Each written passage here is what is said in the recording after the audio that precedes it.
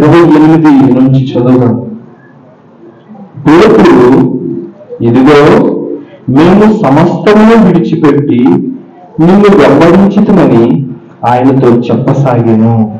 అందుకు యేసు ఇట్లనెను, నా నిమిత్తమును సువార్త నిమిత్తమును ఇంటినైనను అన్నదమ్ములనైనను అక్క చెల్లెళ్ళనైనను తల్లిదండ్రులనైనను పిల్లలనైనను భూములనైనను విడిచిన వాడు ఇప్పుడు ఇహమందు హింసలతో పాటు నూరంతలుగా ఇండ్లను అన్నదమ్ములను అక్క చెల్లెండ్లను తల్లులను పిల్లలను భూములను రాబో లోకమందు నిత్య జీవమును పొందునని మీతో నిశ్చయంగా చెప్పుచున్నాను. ప్రార్థన చేద్దాం. మహారాజా, మీరు మాతో మాట్లాడడానికి మిగిలింది కనికరించండి ఆయన. నాతో మాట్లాడని బిడ్డలందరితో మాట్లాడండి ఆయన. మాలో బలముని కాల్చి ఉంది ప్రభులను ప్రభు శరీరం రక్తము సమీపించకూడదు. చేతులు కాదు తీసుకొని లోతు కోసం మాట్లాడుకున్నాను. ఆయన మగటి ధన్యత ఇచ్చేమని అయ్యా, మీరు మమ్మల్ని కడగమని ఏ లోకం లేకుండా పరిశుద్ధుల పవిత్రులుగా నిలబెట్టి ధన్యులు చేయమని వేడుకుంటూ ఈ కార్యక్రమం మీరే మీ అధ్యక్షత సకల నాటకాలు తొలగించండి. తెచ్చమని వెనక మీరు చెవిని ఆలోచించగలిగే బుద్ధిని హృదయం మీరు ఇచ్చేమని వేస్తున్నాము. ప్రార్థన చేయించున్నాను పరమ తండ్రి. ఆమేన్.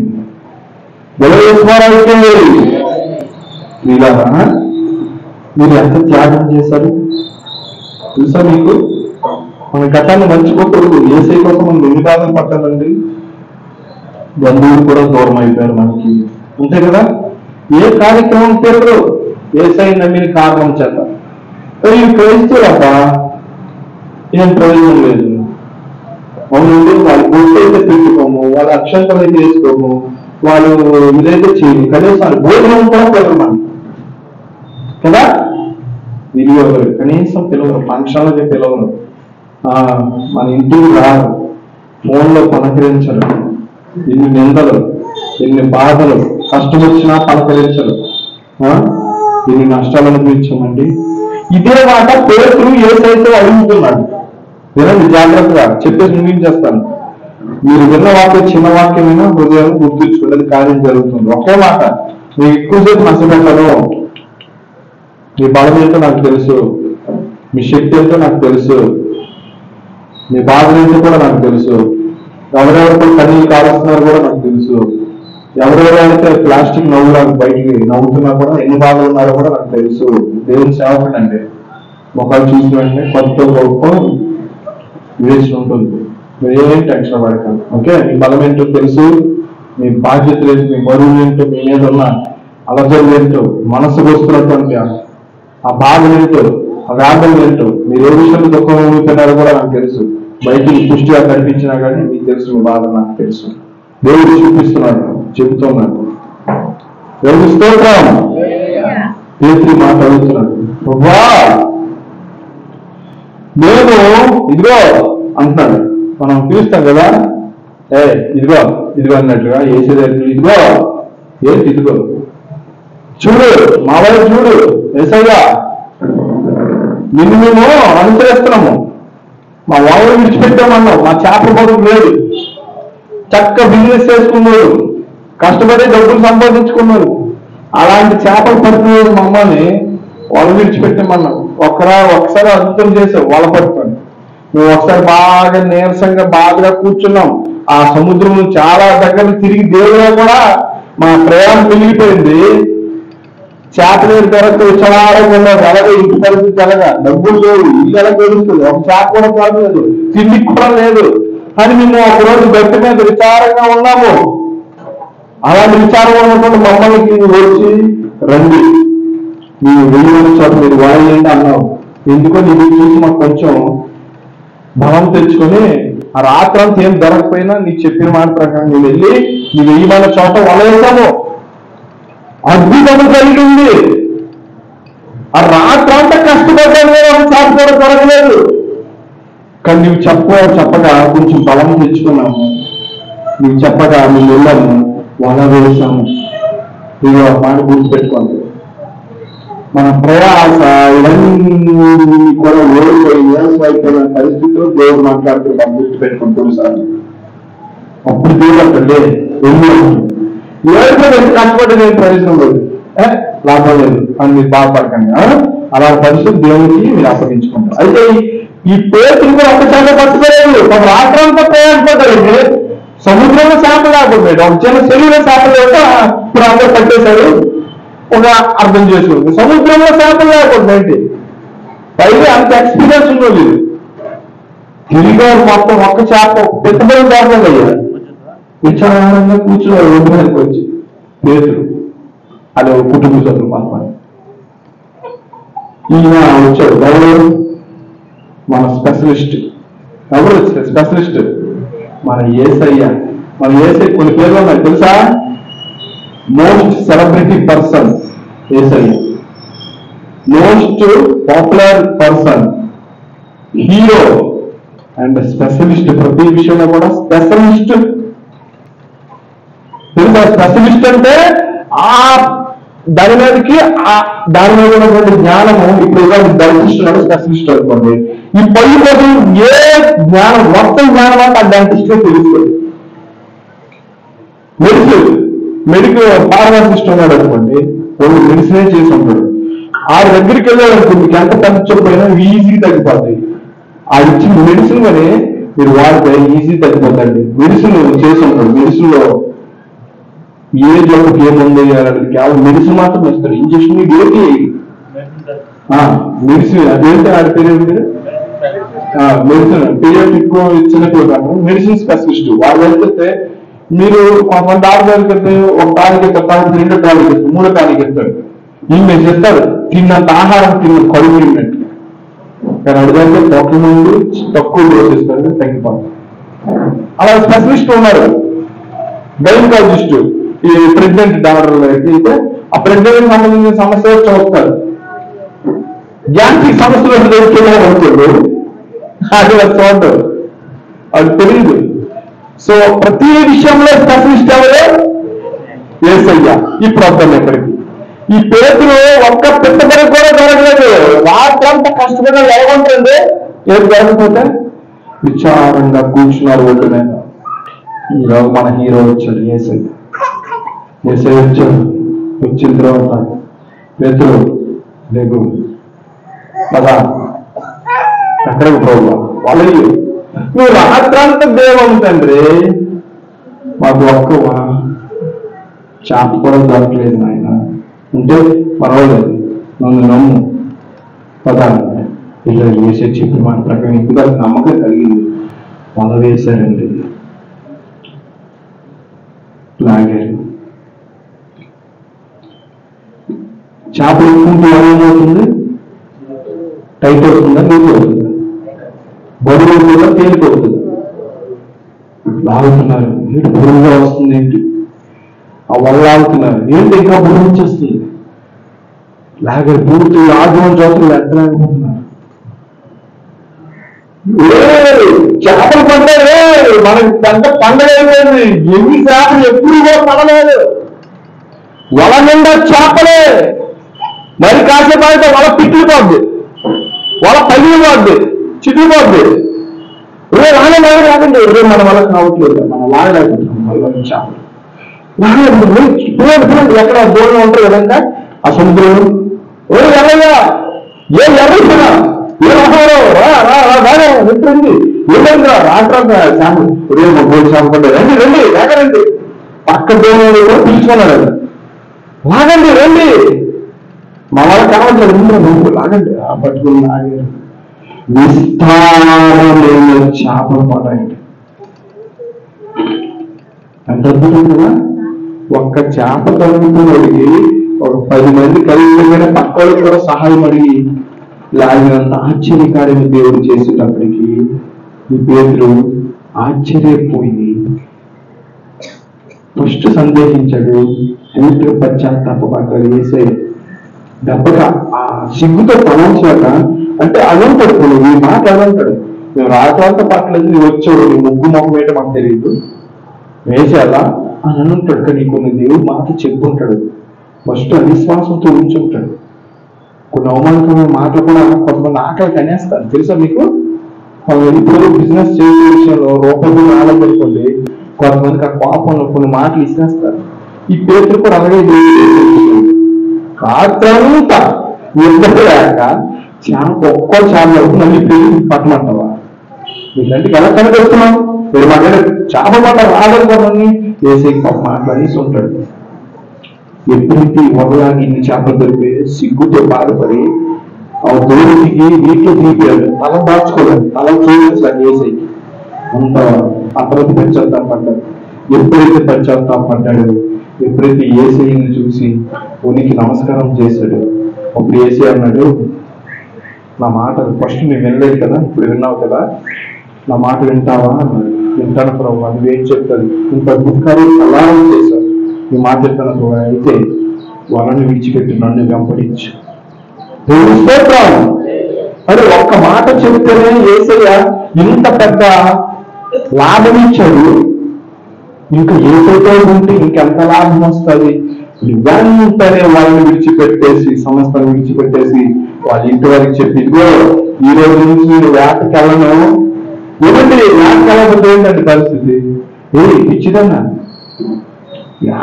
ఆయన ఎలాంటి తెలుసు తీసుకున్నాడు, కొట్టిస్తున్నాడు, అద్భుతం చేసేవాడు.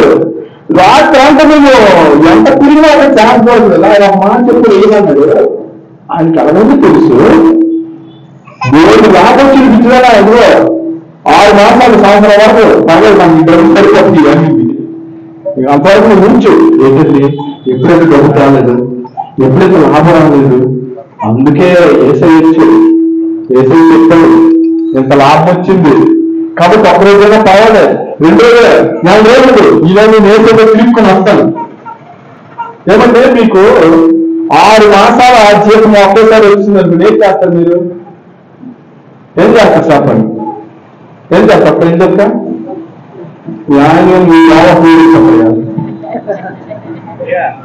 నాకేంటి ఎంత కష్టపడినా ఒకరోజు నెల 30,000 సంపాదించాం అనుకోండి, ఒక్కసారి 5 నెలలు 3-5 లక్షలు 2 లక్షలు వచ్చింది అనుకోండి, అప్పుడు ఏం చేస్తారు కూరమరావు?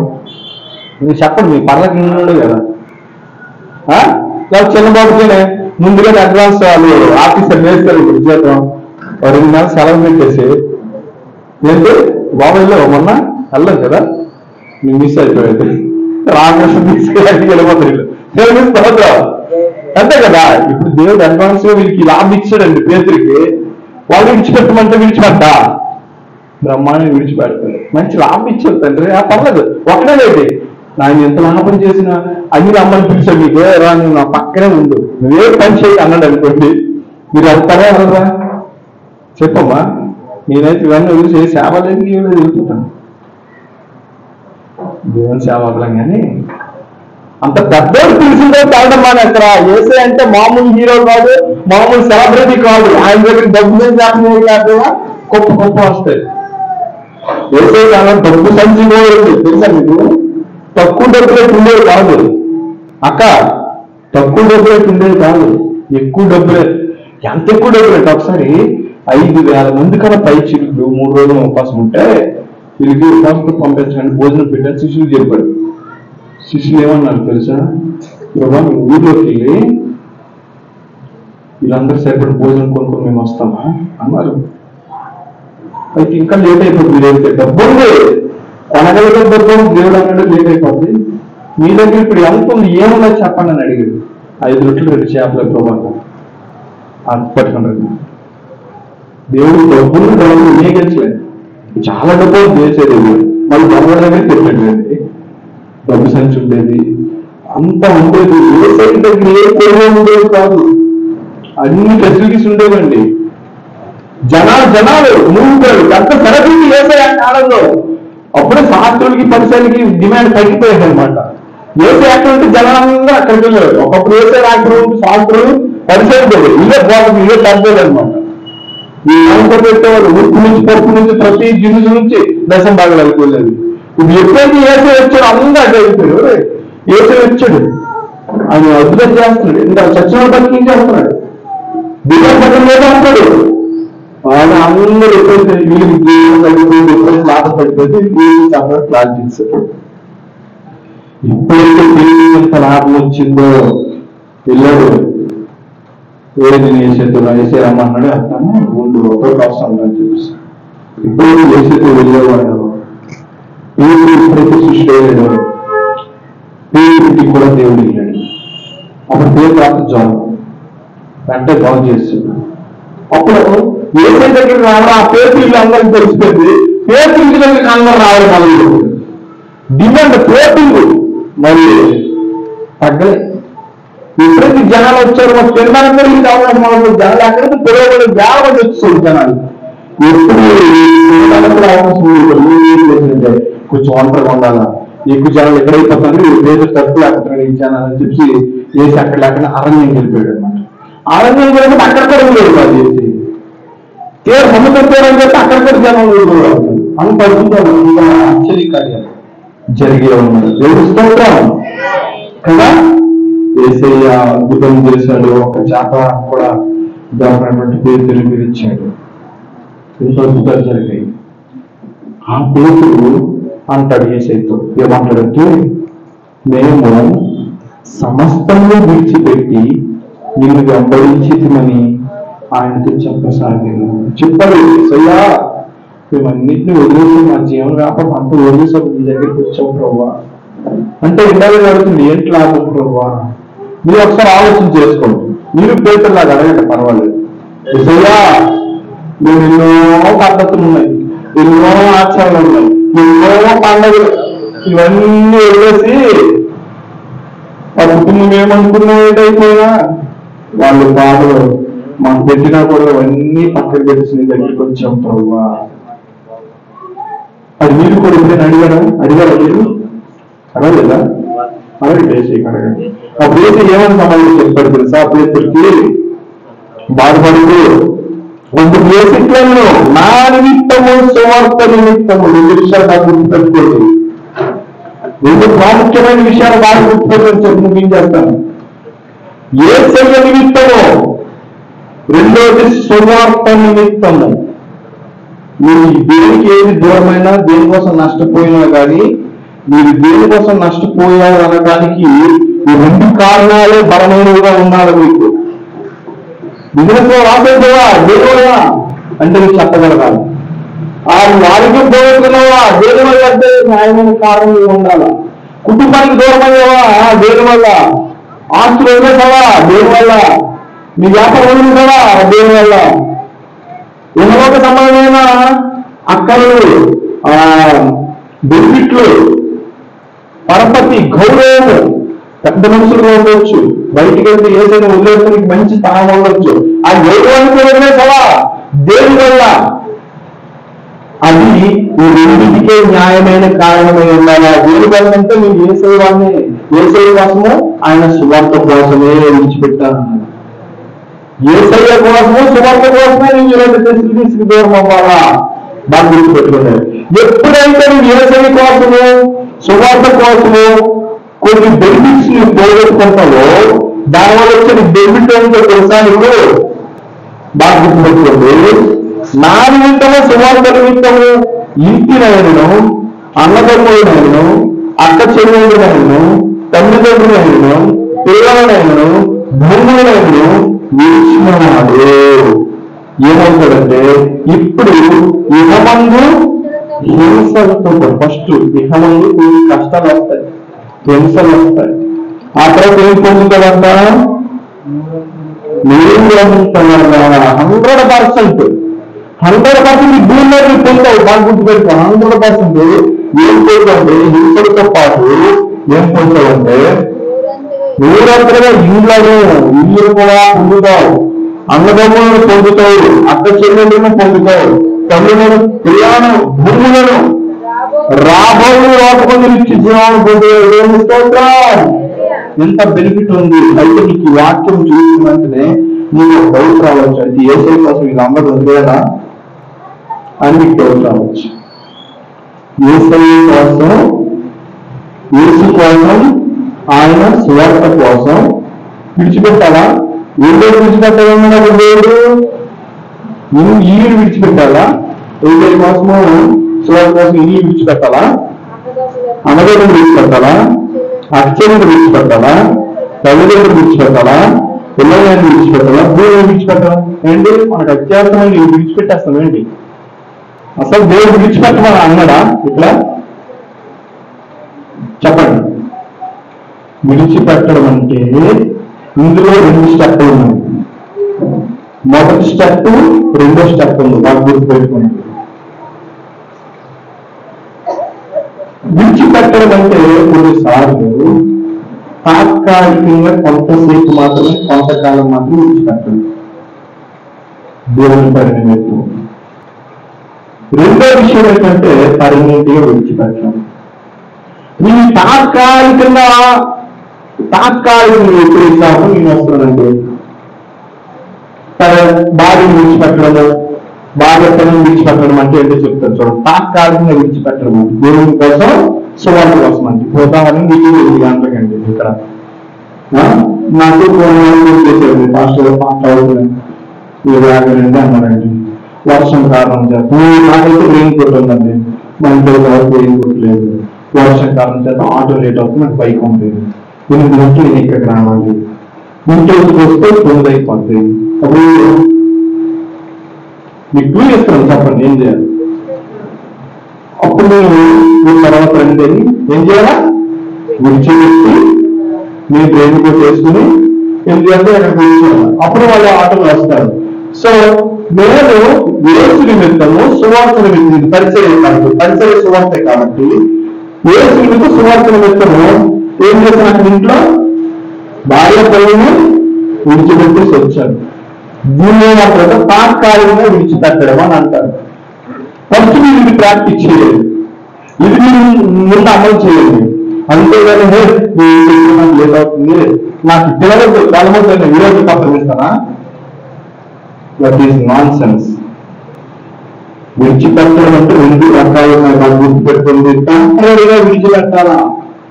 దేవుని పని కోసం, సువార్త పని కోసం టెంపరీగా మీరు విడిచిపెట్టారు. పర్మనెంట్ ఇంకేం విడిచిపెడతారు. కానీ ముందు టెంపరీగా విడిచిపెట్టడం మీరు ప్రాక్టీస్ చేస్తే మీ భక్తికి ఏది కూడా అడ్డు కాదు, మీ ఆశీర్వాదాలు ఏది కూడా అడ్డు కాదు.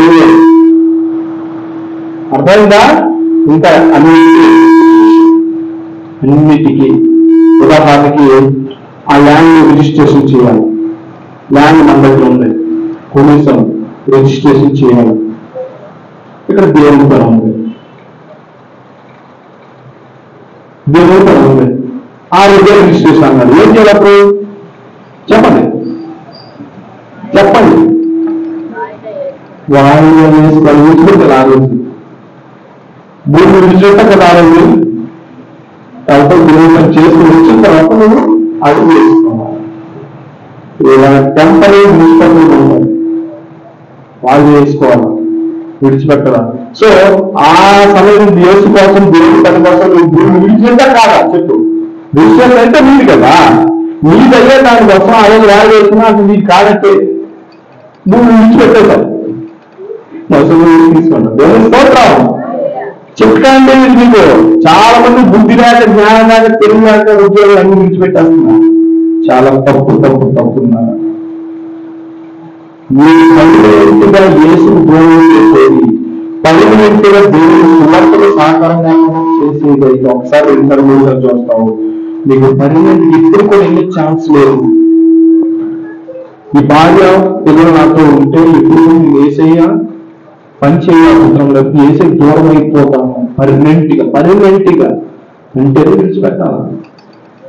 ఈ ఉద్యోగంలో ఏసై దూరం అయిపోతాను పర్మనెంట్గా, దేవుని పనికి దూరం అయిపోతానంటే విడిచిపెట్టాలి. నాకు అడిగి ఇప్పుడు ఉన్న ఉద్యోగాలు ఏవి కూడా విడిచిపెట్టగలిగే స్థితిలో లేని అవసరం లేదు. ఎందుకంటే ఉద్యోగాలు భూమి సెలవులు ఉన్నాయి. దేవుని స్తోత్రం. మీరు పర్మనెంట్గా దేవునికి దూరం చేస్తుందండి. టీచర్ జాబ్ అయినా కానీ ఏదైనా కానీ వారానికి 2-3 సెలవులు ఉంటాయి, నెలకు 2-3 సెలవులు ఉంటాయి. దేవుని పని చేయొచ్చు. పర్మనెంట్గా అంటే ఏంటి? కనీసం ఒక 3 వారాలైనా నువ్వు దేవుని పనికి చేయలేవు, దేవుని సన్నిధికి వెళ్ళలేదంటే అది పర్మనెంట్గా విడిచిపెట్టవచ్చు. 3 వారాలైనా మూడు వారాలు ఎందుకన్నా అంటే దేవుడు ఇద్దరు సాక్షులు అన్నారు కాబట్టి ఆదివారం ఎప్పుడు వస్తామండి? ఒక్క ఆదివారం వచ్చాము, మూడు రాలేదు, మూడు ఆదివారం వచ్చే ఛాన్స్ ఉంది. న్యాయమైన కారణం అంటే అది ఒక్కసారి 3 వారాలు ఎగ్గొట్టా అనుకోండి, అది ఏంటి ఆటంకం ఉన్నదో ఆటంకం తప్పకుండా. అది ఉద్యోగమైనా, అది కుటుంబమైనా, ఏ సమస్య అయినా బాగా గుర్తుపెట్టుకుంది. ఓకేనా? నువ్వు దేవునికి పరిమితంగా దూరం చేసి దేవుని కూడా విడిచిపెట్టాలా?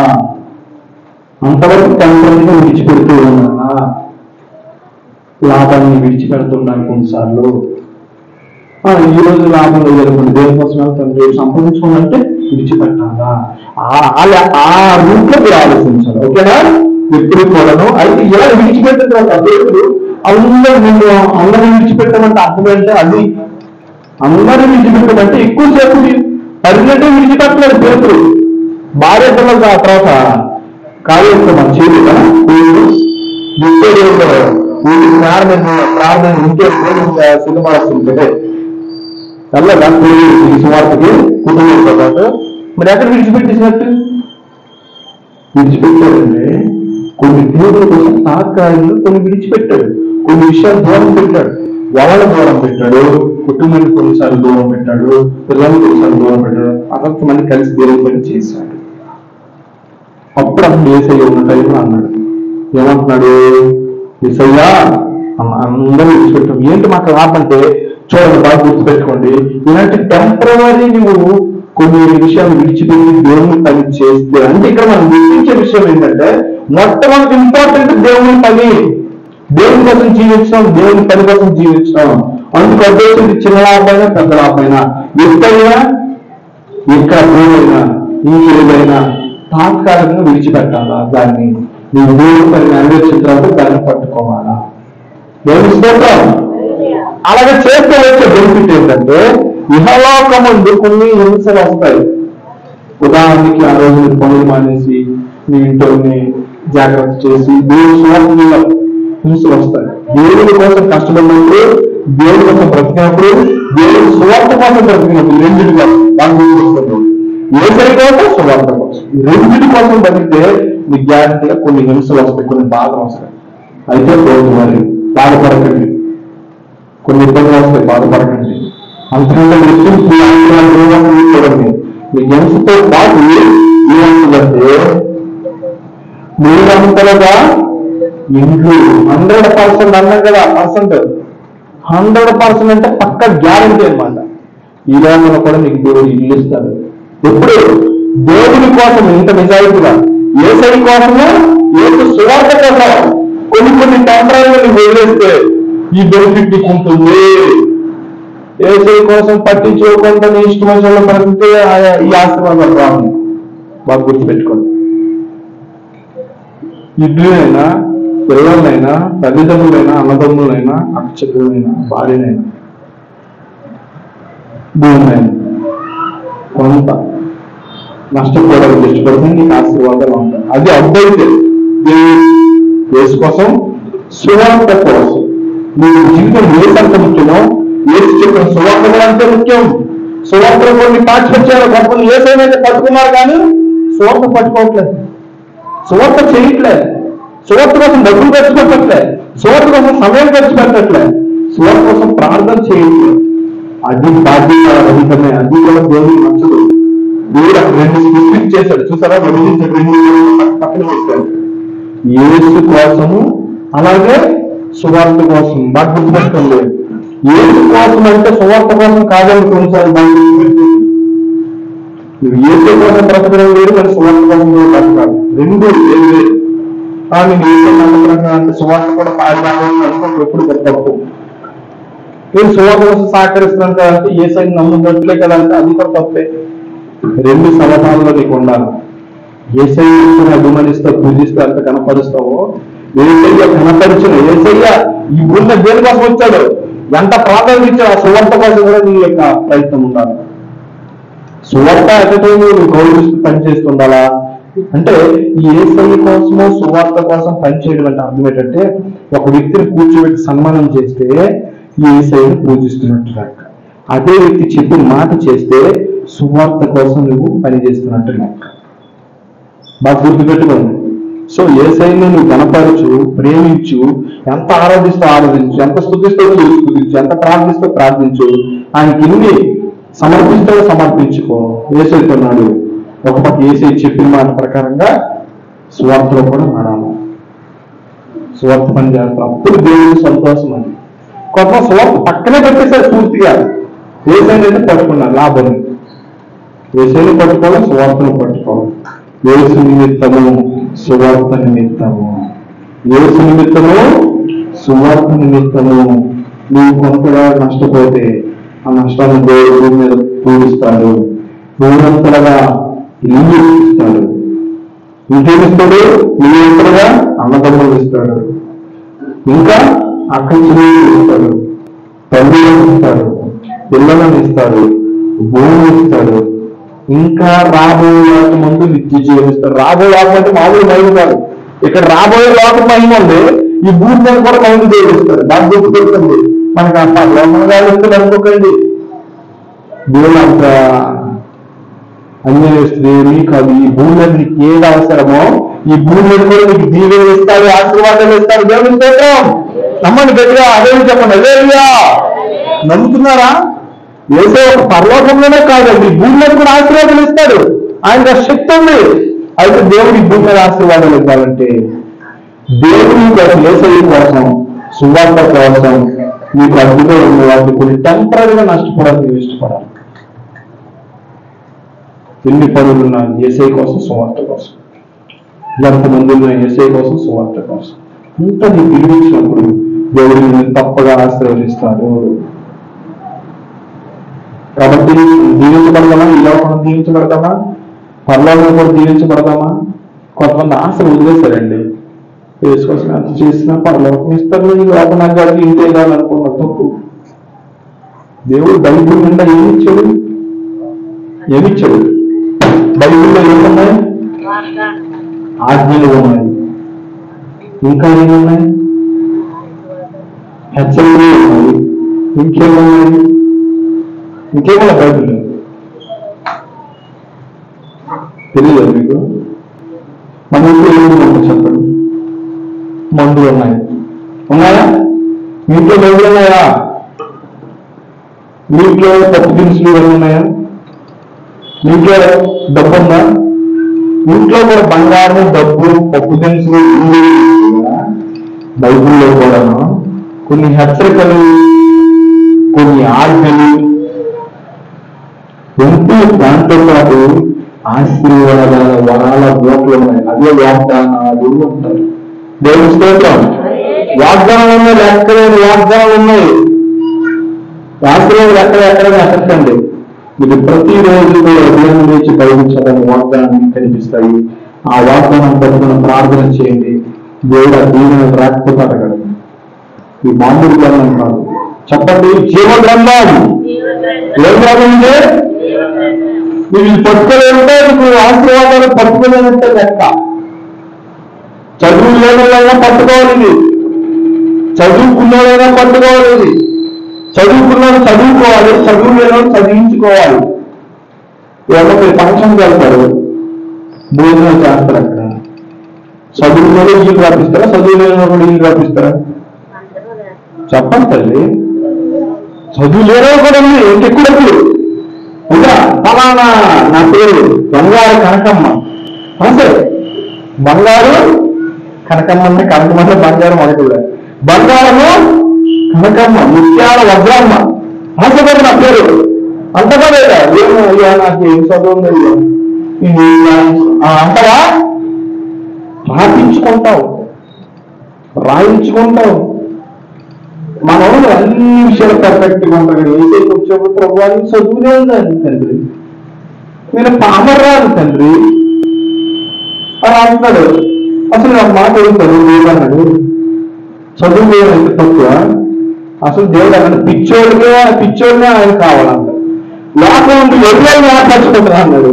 దేవుడుగా కొంచెం బెటర్ కదా నువ్వు, ఎవరైనా ఏర్పాటు చేసుకుంటున్నా అన్నాడు. పిచ్చోని ఏర్పాటు చేసుకుంటున్నా అన్నాడు. నీ పిచ్చిదానివి కాదు, వెర్రిదానివి కాదు, పామరాలు బెటరే. గాడిద కన్నా అయినాయి కదా. గాడిద దేవుడు ఆడుకోలేదా? గాడికి ఏ చదువు వచ్చింది? డిగ్రీ చేసిందా? MBBS చదివిందా? ఇంగ్లీష్ చదివిందా? ఏం చేసింది? గాడిని వాడుకున్నాడు. మనల్ని ఎందుకు వాడుకోడు? చదువు లేదు, మీరు బైబిల్ చూడండి అమ్మా. చదువు లేని కూడా బైబిల్ కొనుక్కోవాలి. చదువు లేని కూడా అసలు చదువు లేని అంటే చదువు ఎక్కువ టెన్షన్ చేయకూడదుగా. నాకు ఈ బైబిల్ పట్టిందండి, నన్ను రక్షించుకోండి. ఎవరో తెలుసా? ఒక చదువు లేని పామరాలు వాడు. నాకు చదివచ్చు, ఆమెకు పూర్తిగా చదువు రాదు. ఆమె రోజు నాకు పిలిపించుకొని ₹2 ఇచ్చుకొని దీపంలో చదివించుకోలేదు. ఆమె నాకు పిలిచి సాయంత్రం పిలిచి దీపంలో చక్క పెట్టి నాకు పెద్ద పేరు పెట్టి 10 మంది 20 మంది పిలిచేది. పెద్దలు అందరు చుట్టూ కూర్చునేవారు. నేను చిన్నప్పటి ప్రసంగికుడిని. స్తోత్రాలు. అప్పుడు నేను రక్షణ పొందను. ఆ పామర్రాజు ఆశ బైబిల్ చదివించుకోవాలని. అయితే చిన్నపిల్లలు నేను నాకు డబ్బులు అంటే నాకు ఆశ. అప్పుడు చిన్నపిల్లలు అంటే ₹2 అప్పుడు ఎక్కువగా ₹10 పిల్లలు రారండి. ఇప్పుడు ₹10 టీకి 10 మంది ఖర్చు పెట్టేస్తావు. చదువుకుని పిల్లలు 6వ తరగతి 7వ తరగతి 8వ తరగతి ఉంటారు కదా. మీరు చేయవలసిన పని ఏంటి కదా? చదువు లేనాడు బైబిల్ కొడుకొని వాళ్ళు పిలిచి ఒరే రారా కూర్చోరా అని చెప్పేసి వాడికి కావాల్సింది ఇవ్వండి. తినడానికి వాడి జీవితంలో ₹10 పెట్టండి. దేవుడు తప్పేది పెట్టి వాడు సరదాగా చదువుతాడు. మీకు నాన్న ఒక అధ్యాయం చదివిరా అని 10 మందిని పిలిపించి కూర్చోబెట్టు. వాడు ఇంకా అబ్బాయి పెద్ద ప్రసంగికుడు కావాలి, ఎంతమంది వచ్చారని అనుకుంటాడు. వాడు చదువుతాడు. నేను డబ్బులు ఖర్చు పడి ఎక్కడ చిన్నదైన ఉంటుందో ఒక పేజీ సగం ముక్క ఉంటుందో అది చదివింది అనమాట. అలా చదివించుకున్నాడు. అది నాకు అలవాటు అయిపోయి ఒకసారి నాకు పిలిస్తే పిలిస్తే డబ్బులు ఇస్తుందని ఆస్తుంటే ఆమె పిలిచినప్పుడు కూడా వెళ్ళాడు. ఆమె ఊసిపోయి నేనేమో చిన్నపిల్లాడు. నా వాక్య విలువ అనేది ఆ మొహమాట లేకుండా మరుసటి రోజు డబ్బులు ఎవరేమో చెప్పి మొహమాట కూర్చున్నా. రేడియో వాక్యం పెట్టింది. సనాతన ధర్మం ఏది అనే వాక్యం విన్నాను. అదే మళ్ళీ దీంట్లో దేవుడు ఉన్నాడా అనే క్యాసెట్ విన్నాను. సనాతన ధర్మం ఏది, అసలు శిశ్రేణి నిజమైనటువంటి ప్రాచీన మతము, ప్రాచీన పద్ధతి దేవుడు ఎవరికి యేసయ్య అని నాకు నిరూపించబడింది. నేను ఎవరో చదువుకున్నాను 10th 8th క్లాస్. నాకు మైండ్ పోయిందండి. సరైన పునాదులు పడ్డ యేసయ్య నిజమైన దేవుడు. అప్పుడు అనుకున్నాను మొన్న వచ్చిన దేవుడు అమెరికా దేవుడు అనుకున్నాను నేను. ఎప్పుడైతే సనాతన ధర్మం లేదు, అసలు సనాతన ధర్మం అంటే స్వామి వివేకానంద చెప్పాడు ఓంకారమే యేసుగా మారాడు. ప్రతి ధర్మంలో కూడా జంతు బలులు ఉంటాయి, రక్తం కాచే పని ఉంటుంది. ఈ రక్త ప్రోక్షం అనేది యేసుని నియమించాడు. ఆదికాండం నుంచి మానవుడు పుట్టినప్పటి నుంచి దేవుని పద్ధతి నియమించాడు. ఒరే మీరు బలులు ఇవ్వండి, జంతువులు బలులు ఇవ్వండి. మీరు పాపులు నా దగ్గరకు రావాలంటే రక్తం చేత పట్టుకుని రావాలి. బలిస్తేనే మీ తరఫున మీ పాపాల తరఫున ఒక మోహన్ బలిస్తేనే అప్పుడు నేను అంగీకరిస్తాను. ఇది కూడా మీకు రాయడానికి ఒక పుస్తకాలు లేవు కాబట్టి వినడానికి కాబట్టి ఒక కళ నుండి ఒక పిక్చర్ ఇది జరిగిస్తూ ఉండండి. ఈ బలిస్తూ ఉంటే ఎందుకు ప్రభావ ఇది బలివ్వాలంటే మీరు బలిస్తూ ఉండండి. నేను మరి కొంతకాలానికి నేను పరమైనటువంటి దేవుడును సకల విశ్వానికే అధిపతిని నేను మానవాకారం ఎత్తి ఈ లోకానికి వచ్చి ఇదిగో మీరు ఈ జంతువులు బలిస్తున్నారు కదా, ఈ జంతువులాగే నేను కూడా యజ్ఞమైపోతాను, బలైపోతాను, నా రక్తం కాలుస్తాను. అప్పుడు మీరు పాపులు కనుక జన్మతః కర్మతః పాపులు కనుక మీరు నా దగ్గర విశ్వాసం ఉంచితే ఈ రక్తం ద్వారా మీ పాపాలను పరిహారం చేస్తాను. సర్వ పాప పరిహారం రక్త పోషణ అవశ్యం. తద్రక్తం పరమాత్మైన పుణ్యదాన బలియాగం. పరమాత్మ యొక్క పుణ్య దానం వల్ల ఆ రక్తం కాల్చడం వల్ల మీకు విమోచన కలుగుతుంది. అంతవరకు మీరు వచ్చేటంత వరకు ఈ బలులు చెయ్యండి అని నియమించి దేవుడు చెప్పాడు మహర్షులకి. మహర్షులు సత్యం తెలుసు. వాళ్ళు 5 ధర్మాలు అన్నింటిలో కూడా యజ్ఞం చేసేవాడు. ఆచారమైన యజ్ఞం, అసమైన యజ్ఞం, బలి చేసేవాళ్ళు. గుర్రం యజ్ఞం ఉంది, ఆవు యజ్ఞం ఉంది, మేకల యజ్ఞం ఉంది, ఆజామేద యజ్ఞం ఉంది. ఆజా అంటే మేక, ఆజా యజ్ఞం ఉంది. ఇవన్నీ బరువు చేసేవారు. రాను నా పరమాత్ముడు చెప్పిన మాటను మర్చిపోయారు. సొంత లాభం చూసుకున్నారు. అసలు పరమాత్మనే వస్తున్నాను నాకు మర్చిపోయారు. సాక్షాత్ పరమాత్మ వచ్చినప్పటికి వెళ్తూ అవుతారు. ఈరోజు గౌతమ బుద్ధుడు వచ్చినా బళ్ళు లేవు, ఏట్లేవు, హింస చేయకుండా జీవహింస తప్పని వీళ్ళు సాతంగా వాడు వేరే సంవత్సరం కుట్ర చేశాడు. వీళ్ళు మర్చిపోయారు. మా దాంట్లో కూడా బళ్ళు లేవు, మాకు మానేశారు.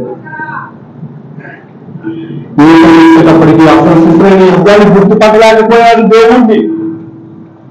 అంత అద్భుతం చేశాడండి దేవుడు. మానవ పాపర్యాన్ని కోసం ఎంత గొప్ప కార్యం చేశాడు దేవుడు.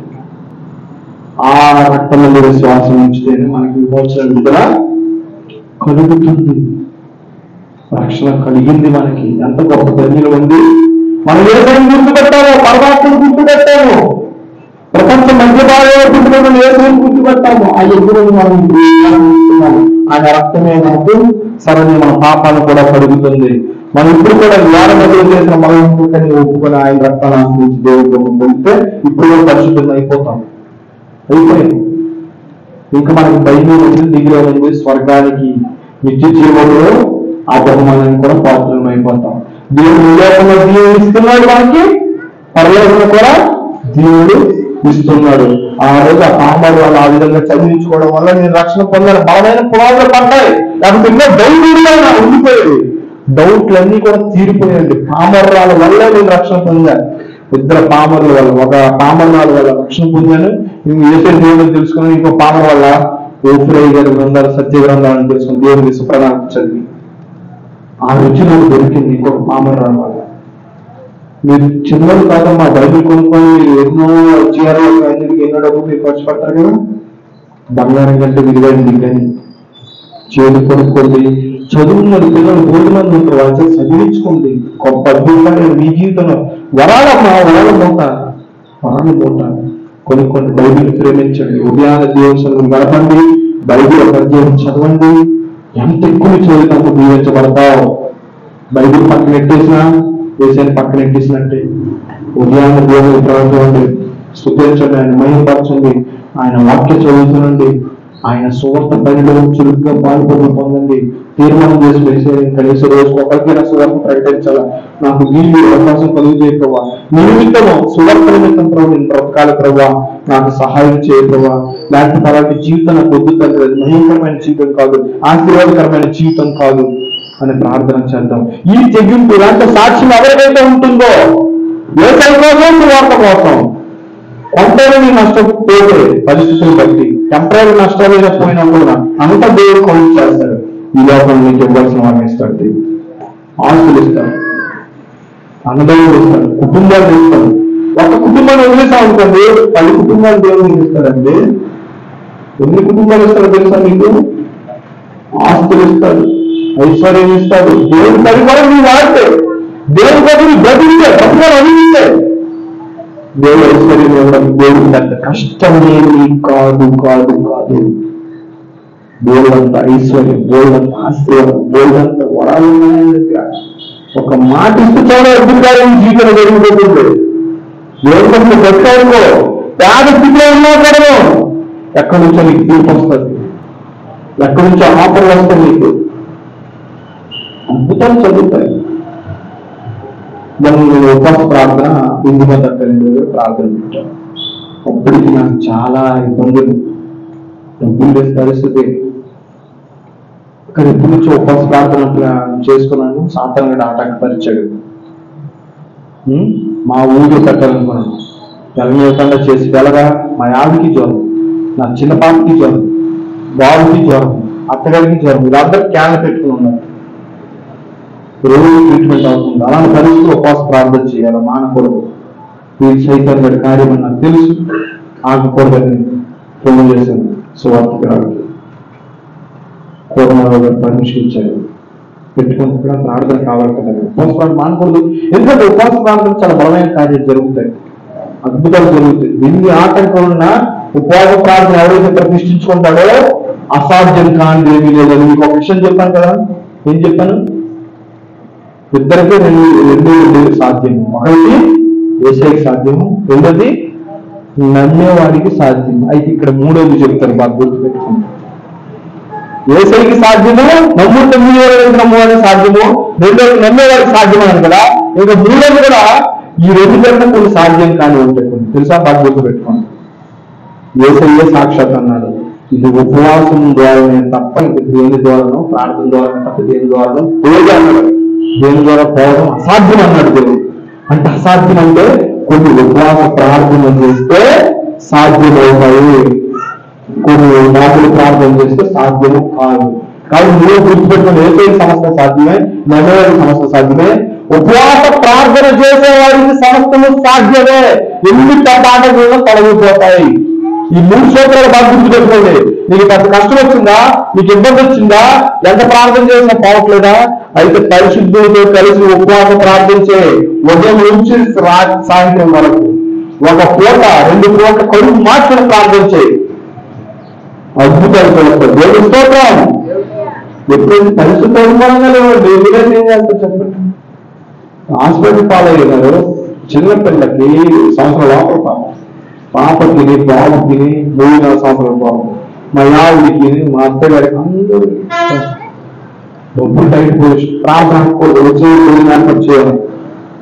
ముందుకు ప్రార్థన చేసి ప్రభా నాకు సాయం చేయండి. దేవుడు నాకు తెలుసు, దేవుడు నాకు చేస్తే దేవుడు ఆటంకం చేస్తాడని చెప్పి ఆటంకం తొలగిస్తుందని చెప్పి ఎప్పుడైతే ప్రార్థన చేశానో ఆ ప్రార్థన కోసం అయిపోయిన మరుసటి రాత్రికి నాకు 30,000 చేతికొచ్చి అద్భుతాలు కాదండి. దేవుడికి సమస్తము సాధ్యం. అది ట్రీట్మెంట్ అన్నిటి డబ్బులు చనిపోయి చక్కగా హ్యాపీగా అయిపోయింది. దేవుడు అద్భుత కార్యం చేశాడు. ఎప్పుడైతే దేవుడికి నేను సమయం ఇస్తున్నానో దేవుడు నా పని చేస్తాడు. దేవుడు నేను విడిచిపెట్టండి. నిన్ను కొంతమంది భరించేటప్పుడు దేవుడు చూస్తే మీరు అంతవరకు వెళ్తాడు. కొద్దిగా నష్టం కలిగిస్తాడు, ఓర్చుకుంటాడా, నా కోసం భరిస్తాడా. ఈ కొద్దిగా ఓర్చుకుంటే సరే, కొద్దిగా ఓర్చుకుంటే పిల్లకి ఏం చెవిలో ఏం పెడతాము, బుద్ధులు పెడతాము. బంగారం పెట్టాలనుకున్నాడు తండ్రి, కన్నం చేయిస్తాడు. చెవికి ఏం చేయిస్తాడు? ఫస్ట్ ఏంటంటే నా చెవులకి నువ్వు కన్నం చేస్తున్నావు, నాకు బాగా నొప్పి కలుగుతుంది. కొంచెం తల్లి, బంగారు తల్లి, ఈ చెవిట్లు నేను బంగారం పెట్టాలనుకుంటున్నాను తల్లి. నీవు ఒక్క క్షణము కన్నాన్ని ఓర్చుకున్నంత బాధను నీ చెవికి ఎంత ఉంటుంది? 60 లక్షల రూపాయలు బంగారం ఉంటుంది. ఏమి స్తోత్రం. యేసయ్య కూడా నీకు బంగారంగా ఆశీర్వాదాలు కూడా చేయడానికి. అందుకే చెవికి కన్నం చేసినట్లుగా ఈ కన్నం నేర్చుకున్నాను చెవికి బంగారం తండ్రి. అవునా బంగారమా? నా చెవికి కాదు, ముక్కు కూడా కన్నం చేసి నా చెవికి కూడా పెట్టే అంటమో లేదా. యేసయ్య కూడా నీకు బంగారం పెట్టాలి, ఆశీర్వాదం ఇవ్వాలి. అయితే ఆశీర్వాదం ఇవ్వాలంటే కొంత నష్టం, కొంత ఇబ్బంది, కొంత బాధ కలగాల. ఈ చెవికి కలిగేట్టుగా కొంచెం ఏడుకు మనకి ఈ చెవిలో వచ్చి ఏం పడదు, బంగారం వచ్చి పడదు.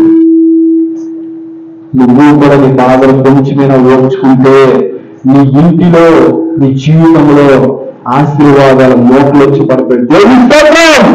చెప్పండి ప్రార్థన చేసుకుందాం, ప్రార్థన చేసుకుందాం. ప్రభువా నమ్మిక నాకు సహాయం చేయదు, అపనమ్మిక కలగకుండా నాకు సహాయం చేయదు. ప్రభువా